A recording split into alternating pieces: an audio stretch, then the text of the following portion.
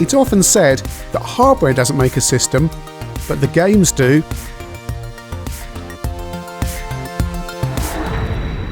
So last week we looked at the GX4000, had a brief look at some of the games, but there are 27 games released for the system, and we're going to look at all of them today. Well, minus 2 of them, because there's Chase HQ2, which there's only one known copy in existence as far as we know, as far as I'm aware anyway, but there's no copies available online, so we can't play that. There's also a game called Skeet Shoot, which you require the light gun to be able to start the game. You have to fire the light gun to start the game off, so again, we can't do that one, but other than that, 25 other games we're going to be looking at.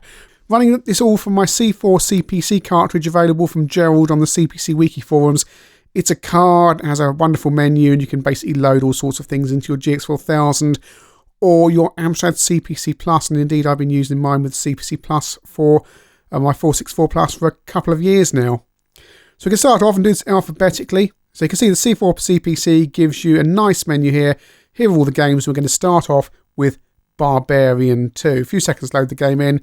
Copyright Palace Software 1989, which is always good when you're in 1990 and you've got a brand new console. This is a straight port of the standard CPC game with, as far as I can see, absolutely no enhancements at all. And the unfortunate thing is here that by 1991, the GX4000 coming out in autumn 1990, this game was available on budget for $2.99. So why on earth would you want a £25 game on your GX4000 that you can have on a standard CPC for $2.99 or $3.99 possibly by then? It's a great game on the CPC. The problem is that on the GX4000 it's very limited because the GX4000 has lots of wonderful hardware sprites. All this could be far better animated, there could be more colours, it could be considerably enhanced. But Palace just lazily ported this straight on to the GX4000 expecting people to want to buy it. Amazingly, screenshots of the games were actually featured in adverts for the GX4000 because it had those big sprites, but they weren't going to impress people. Overall, Barbarian 2 on cartridge might as well be a homebrew conversion of the standard CPC game, just shoved straight onto a cartridge. Another big 1989 game makes its way onto the GX4000 with Batman, with a nice loading screen there, and got a menu here, and you go into the game, and again, this looks pretty similar to the standard CPC game with a slightly tweaked palette by the looks of it. There's some slight differences here, I think there may well be. But the scrolling is standard CPC movement. This could be hardware scrolling. It is not. It's a very quick port, almost as if Ocean had promised to convert a certain amount of games to the GX4000 to Amstrad, and thought, oh, we've done these other games, and we haven't fulfilled our contract, and we need to get some extra games out, so we'll just quickly convert Batman to the GX4000. It's a good game, but shortly will be available on budget for the standard CPC, not worth £25, and it's a year old, which, when you're in this kind of market, back in 1990, a year is... These days games hang around for a lot longer, but a year-old game in 1990, well, Burning Rubber, the packing game with the GX4000, covered on ChinnyVision before. Wonderful menu screen and music and everything. Great presentation, designed to be the big attraction for the GX4000. It is, of course, programmed by the same guys who did WC Le Mans on the CPC, a very good port, but not as colourful. You qualify for the race, and then you go to the race. There's 4 laps of a massive circuit, and it goes from day to night and back to day again, with using the whole CPC Plus 4096 colour palette, which is really impressive. Some people say the game is a little bit choppy. I disagree.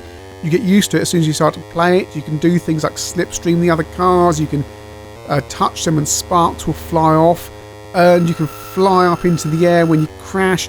It is the most polished racer on any 8-bit system, and it's absolutely joyous to play. If you are going to play it though, I suggest you redefine the keys or the joypad so that fire 1 is accelerate and fire 2 is brake, because your fingers will fall off if you try and hold down accelerators up on the D-pad for too long a period of time.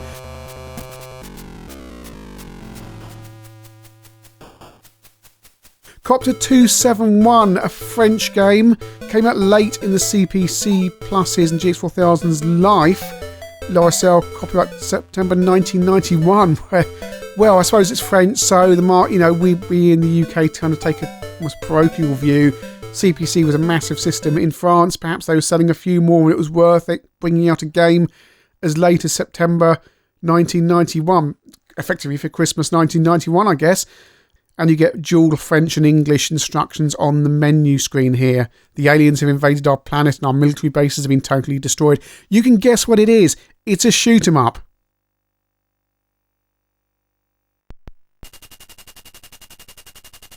The game starts off and you get this very high-res screen. Looks very impressive. As a static shot, it almost looks like an ST game until it starts to move.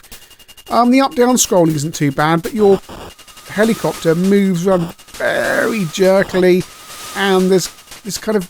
They've tried to simulate real-life movement, so there's inertia there, but it works horribly.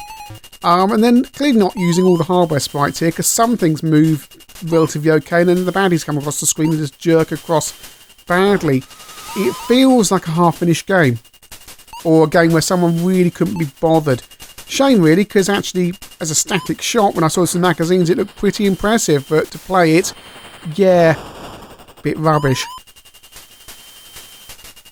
Crazy Cars 2, yet another old CPC game ported to the GX4000. Enhanced title screen there with extra colours. A lot of colours there, about 28, 29 colours. You know the score, you race across the USA, and it's the standard CPC version with a couple of differences. You've got this Amiga copper effect in the sky, which looks really impressive.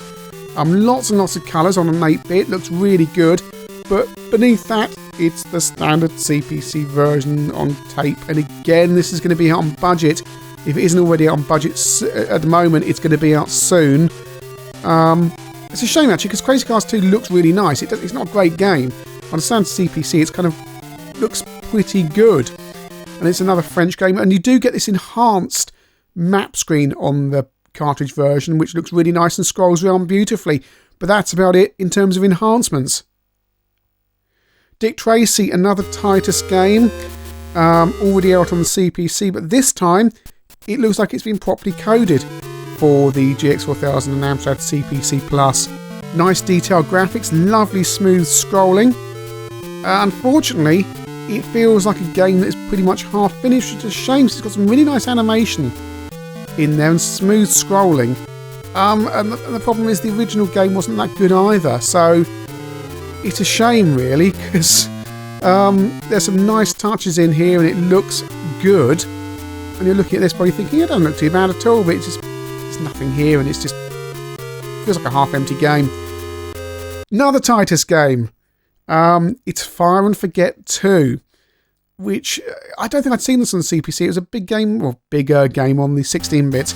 Nice title screen, nice menu screen. Go into the game, and again you've got that kind of Amiga copper effect in the sky. Looks really impressive, because they've even spaced the colours closer together. And then the game starts to move, and it's jerky, slow, empty, and no fun at all. You have to fire at aliens while driving down a road. And again, this wasn't much cop on the standard versions, even on the 16-bit. It's fire and definitely forget. Clax, viewed this on ChinnyVision before. It's pretty much a standard CPC version with a tweaked palette. There are a few extra colours in here. People say it's been ported and nothing changed. That's not quite right. There's a few palette changes and the fades between levels and menu screens as well. If you start looking closely, yeah, that's an enhancement. I've always wondered if Amstrad perhaps contractually obligated people to make an enhancement or the game not to be identical, although frankly how Barbarian 2 happened, I don't know. This game is mystical, and I can only describe it as a kind of... Well, it's almost like the Chaos Engine for 8 bits. You wander along a landscape and people wander down at you and you have to shoot them with different weapons. It's almost like an old Wizards and Things version of the Chaos Engine, except the Chaos Engine wasn't out.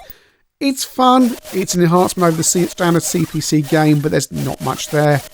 Navy SEALs, one of the games I had on my GX4000 and one of the original titles for the GX4000. There's no standard CPC version of this game. This is one of the big games that Ocean advertised for Christmas 1990, and it looks and feels 16-bit when you get that menu screen with all those colours. That's been included on the ChinnyVision calendar, that Navy SEALs logo. but there are a few left still, so order your calendar from the link in the description. Navy Seals is a wonderful game. It scrolls smoothly, there's loads of colours. It's really, really hard. It is rock hard. But it plays really well, and it feels such a big jump over standard 8-bit games. One of the best games on the system. No exit. Now, when I got my Switchblade cartridge from my GX4000, I had no exit on the cartridge, which apparently was a manufacturing problem because quite a few people got Switchblade cartridges with no exit on the cartridge. So there's clearly some kind of mess up. Don't remember seeing this reviewed in many of the magazines. And it's got a very flashy, it's by a company called Tomahawk, who I've never heard of. Very flashy intro, like a demo in effect. And they've got this very garish menu system. And you can set up your parameters for your fighters, which all looks nice. And you can set up what skills you've got. Although it's slightly confusing. And we go into the game. And it initially looks very nice, but there's nothing here. It's just an absolutely terrible fighting game with slightly nice graphics. The characters jump around, there's nice backgrounds, but it is just absolute rubbish. There's nothing there. If you got it as a budget game, you'd be happy with it. And it's got enhancements, and there's no standard CPC version. It's a GX4000 original, but it is just empty and just fairly rubbish. Operation Thunderbolt, another one of these ocean-ported games with a few enhancements, but not that many. They've tweaked around with some of the colours, and again, it's a game that would lend itself to light guns, which is GX4000 supports, but it doesn't support it. So, and you get into the game, it looks like a standard CPC game, which is just got a few palette enhancements, but that's about it. The absolute bare minimum they could do to describe this isn't a standard tape game. Not one to really seek over the standard CPC version, or even, if I'm honest, Operation Wolf. Pang, another game reviewed on ChinnyVision before, another game I had with my GX4000 Christmas 1990. And look, let's cut to the chase. It's the best game on the system, and it's the best home version of Pang. It is absolutely superb.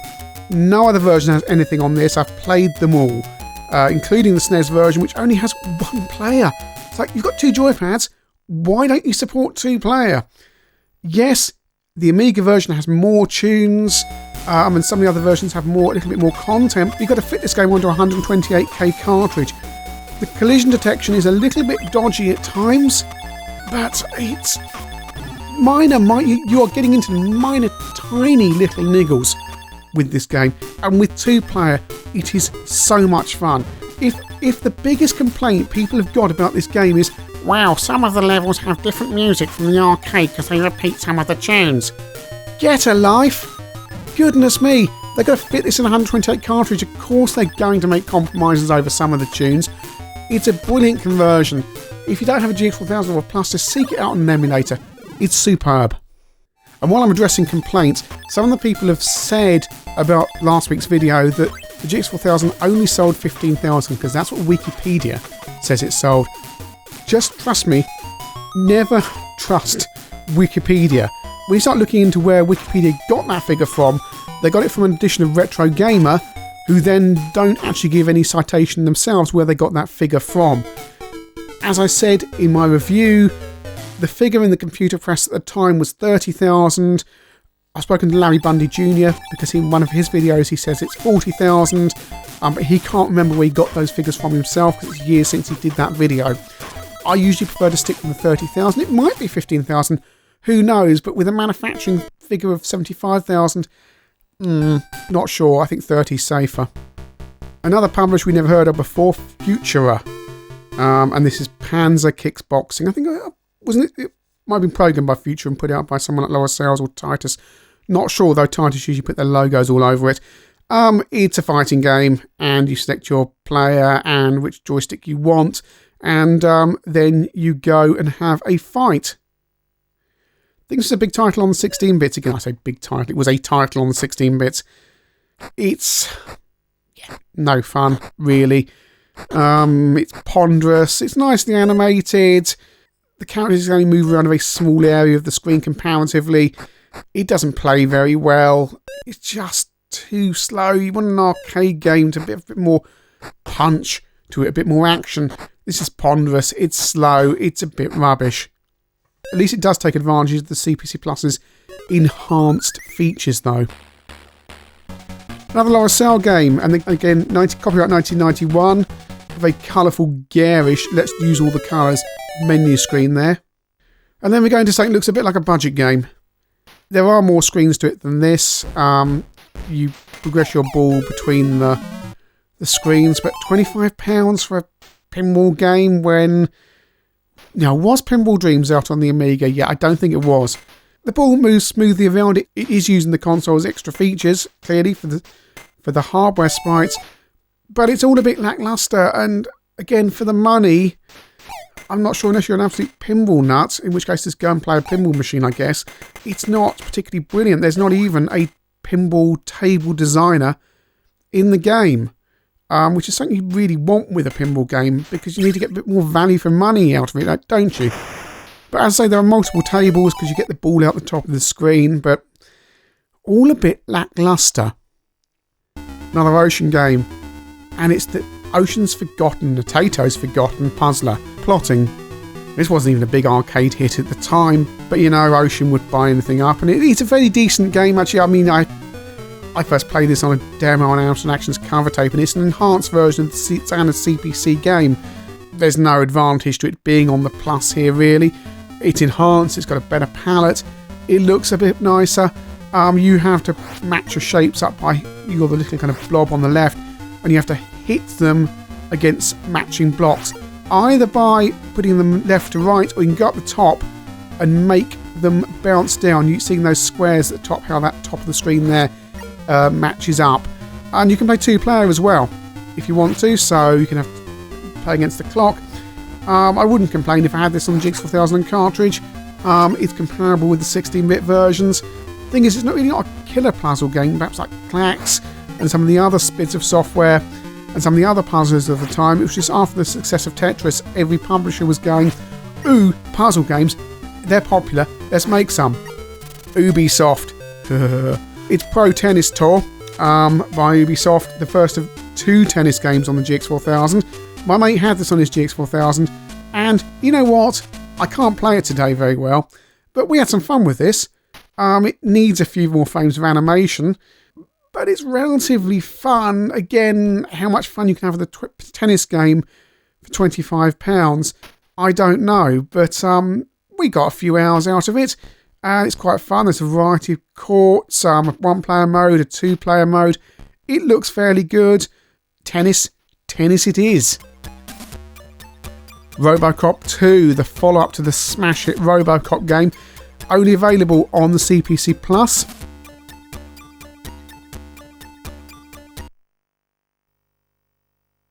No speech this time around, which is a shame, but again, that might be cartridge size, I don't know.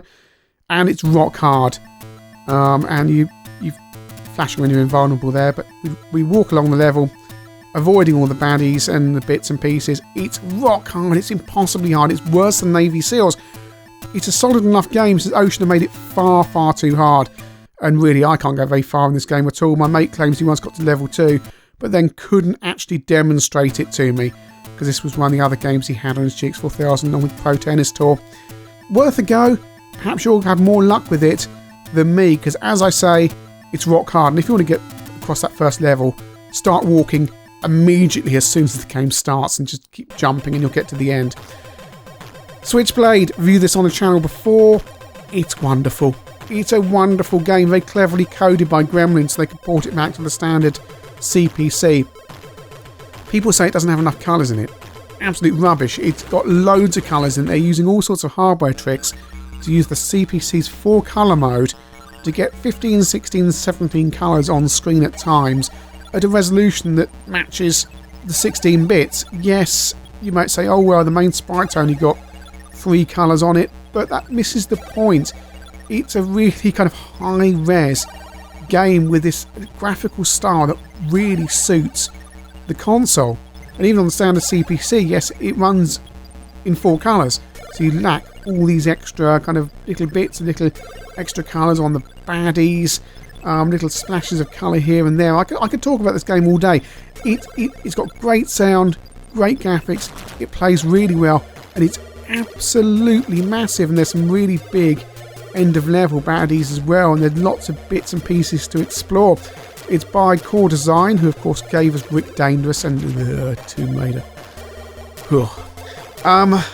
But it's a really good game, and certainly people say it doesn't match the 16-bit versions. I'd argue it's got its own graphical style here on the GX4000 and gives you a slightly different gameplay experience. I just really like it, and just try and look past just that the fact that large areas of the screen are only 4 colours, because it's doing some clever stuff here and it plays really, really well. Another French game, and of course with the CPC having 55% of the market in France in 1989, there was always going to be massive support from French publishers. It's the second of the 2 tennis games, and the one that isn't as good, although it offers more features and more different modes of gameplay, and a split screen mode if you're playing 2-player. But the animation is absolutely dire. Again, if you looked at the stills of this in magazines, you'd go, that looks quite nice, and then it moves and you go, ugh. The problem is, in a fast-moving game like tennis, you need frames of animation, and this game does not have them. It's a shame, because the game's got loads of surfaces to play on, loads of different game modes. Someone's thought it all through and thought, we're going to pack a load of stuff into this game. Then it all falls down on the animation and the movement. Just go play Pro Tennis Tour instead.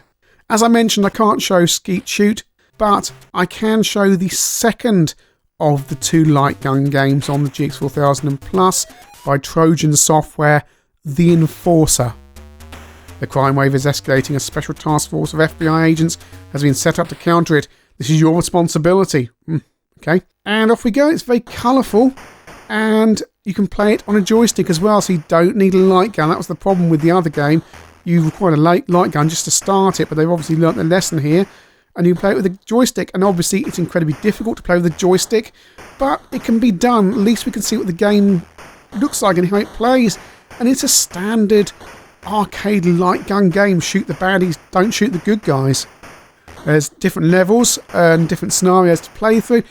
It's not bad at all. You get limited bullets as well, and you're damaged. And it's impossible to play on a joystick, although you can. But it all looks pretty good and decent fun, especially if you've got a light gun. Tintin on the Moon. Oh dear.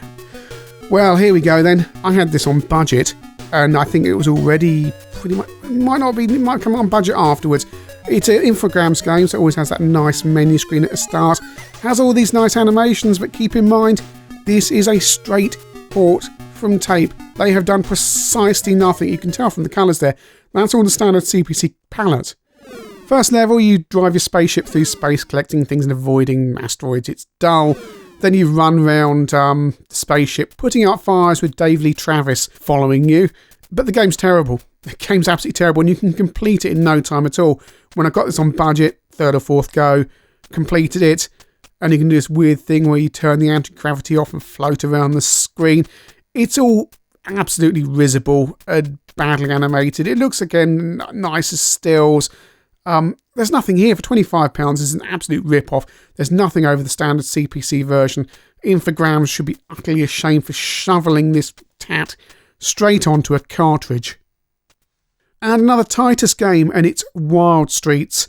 And I love this graphic here. It looks so good. It looks like a low-res Amiga screen, especially with that sky, almost like ham mode. Clearly you're going to be playing some kind of tiger or jaguar or something. And here we go, and the game starts, and oh my goodness. You walk along in what looks like a $1.99 game by players, punching people and shooting people, while your pet's tiger / jaguar, whatever it is, walks alongside you. Now you'd think, right, you've got a pet jaguar, so people are attacking you, and you can press the B fire button, and it's going to pounce on them and kill them. No. The jaguar just walks alongside you and does absolutely nothing at all. This is absolute tat, and you can watch people on YouTube play this game, just walking along, hitting people, and completing it in the first go. Absolute rubbish. It's not even a game that's half complete. It's a concept. that is half complete and a game that is a quarter complete and has been shoved out. Absolute tap. If it was a budget game, you'd probably take it back as being absolute rubbish. Wild Streets shouldn't be a cartridge game. It should be shoved out at $2.99 by Alternative Software, probably with a label that's falling off the tape. Rubbish. Epic's World of Sports. Covered this on channel before. There are 4 games to get through: BMX racing, skiing, surfing, and jumping off a high cliff and diving into the water. It's great, it's polished and looks really good and plays well. The problem is there's only 4 levels, and that's down to the size of the cartridge. All they could get onto 128 cartridge with these 4 levels. So what you've got is polished and fun and looks really good, and the coder's done a really nice job, and it's good fun. But you'll have completed the game in under 15 minutes, and you can go back and try and get a higher score and play multiplayer up to 8 players, I think the game supports. And that's it. It's just a shame, really. If you had 8 levels here, this would be an all-time classic. With 4 levels, it feels rather empty, which is a shame, because what you do have here is actually really good. Of course, I mentioned I'm running this off a C4 CPC cartridge or board that plugs into your Amstrad CPC Plus or GX4000 and allows you to load games in via a menu. And what the guys on the CPC Wiki forum have been doing is converting standard Amstrad CPC games so they work on the GX4000, so you don't need the keyboard, you just need your 2-button joypad. And these wonderful people who've been slaving away converting lots and lots of games have given us games like Treasure Island Dizzy to play on GX4000, Werewolves of London, Space Harrier, all sorts of games. Pajama Rama as well runs on it. And if you've never played Pajama Rama on the CPC, it looks a bit like a Specky Port, but it's in mode 0. And I used to be really good at this game, but I can't play it anymore. So you can play all these games, and more stuff is being added all the time. And it's very important as well to keep the firmware on your C4 CPC up to date, because sometimes these conversions require extra little bits and pieces that are only available on the newer firmware on the cartridge. You can also play games that were available for the CPC Plus but only require 64K of RAM, like Fluff, which was one of the final Amstrad CPC commercially released games by, I think, Radical Software. It's a Sonic clone kind of platformer thing. I've always felt a little bit unfinished, and apparently it is, because Amstrad Action rushed the coders because they wanted it to be in a certain issue. But that aside, I think it was Rob Buckley who coded it. He did a really good job. It's really polished and fun and looks absolutely fantastic. So that's a roundup of all the games available on the GX4000, plus a few more games that you can play today. I strongly recommend you get a C4 CPC card for your GX4000 just so you can experience all these games, because GX4000 cartridges these days are very expensive and not generally available, especially without boxes. Highlights on the system are, of course, and I always say this, Navy Seals, Pang, Switchblade and Burning Rubber, with honourable mentions going to Robocop 2, Plotting, Pro Tennis Tour, and there's a few other okay-ish games in there. You have some curiosities on the system like No Exit and the light gun games such as The Enforcer as well, and there's unfortunately stuff like Barbarian 2, which may as well have been ported by the games on the CPC Wiki forum, because it is just the standard CPC version with controls mapped to fire button 1 and fire button 2. And that's part of the problem with GX4000 really. Amstrad were very relaxed about not controlling what went onto the system, but on the other hand, that seemed to allow certain publishers just to shovel any old rubbish onto the platform. Overall, the games on the GX4000 highlight what a missed opportunity the platform was. If only we could have had all the games like Burning Rubber, Pang, Navy Seals and Switchblade, and a lot less of Barbarian 2 and Tintin on the Moon, I think the system would be perhaps far better remembered than it is.